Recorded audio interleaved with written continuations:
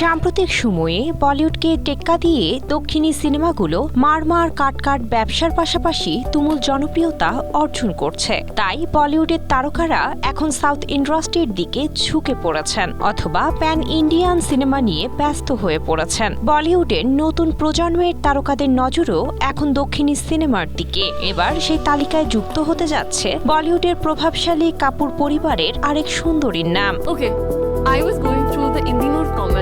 বলিপাড়ায় বলাবলি হচ্ছে হনুমান খ্যাত ব্লকবাস্টার পরিচালক প্রশান্ত বর্মার হাত ধরে এবার দক্ষিণ ভারতীয় সিনেমায় পা রাখছেন স্ট্রবেরি সুপার ডটেড ও ক্লাসিক ভ্যারিয়েন্টে সেন্সেশন জাগুক শিহরণ। সঞ্জয় কাপুর কন্যা সানায়া কাপুর, তেলুগু সিনেমার উদীয়মান তারকা তেজা সাজ্জার ব্লকবাস্টার সিনেমা জম্বি রেড্ডির বহুল প্রতীক্ষিত সিকুয়েল জম্বি রেড্ডি 2-তে দেখা যেতে পারে মেগাস্টার অনিল কাপুরের ভাতিজিকে। হনুমান ও মিরাইয়ের মতো back to back superhit cinema উপহার দিয়ে তেজা সাজ্জা এখন বক্স অফিসের অন্যতম নির্ভরযোগ্য নাম। আর তাই এমন একটি হাই প্রোফাইল সিকুয়েলের মাধ্যমে ক্যারিয়ারের নতুন খাতা খোলা সানায়ার জন্য বেশ বড় একটি চাল হতে যাচ্ছে।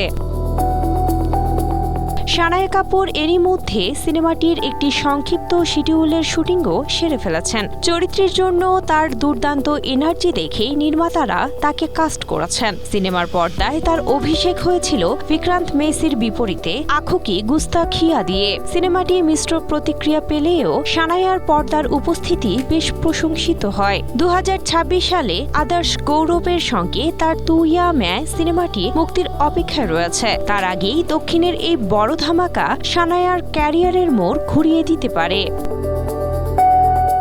সানায়ার চাচাতো বোন প্যান ইন্ডিয়ান তারকা জাহ্নবী কাপুর দেবরা ও পেড্ডি সিনেমা দিয়ে তেলুগু ইন্ডাস্ট্রিতে নিজের শক্ত অবস্থান তৈরি করেছেন। শুধু জাহ্নবী বা সানায়াই নন, রাভিনা ট্যান্ডনের মেয়ে রাশা থাদানিরও শ্রীনিবাস মঙ্গাপুরম সিনেমা দিয়ে তেলুগু সিনেমায় অভিষেক হতে যাচ্ছে।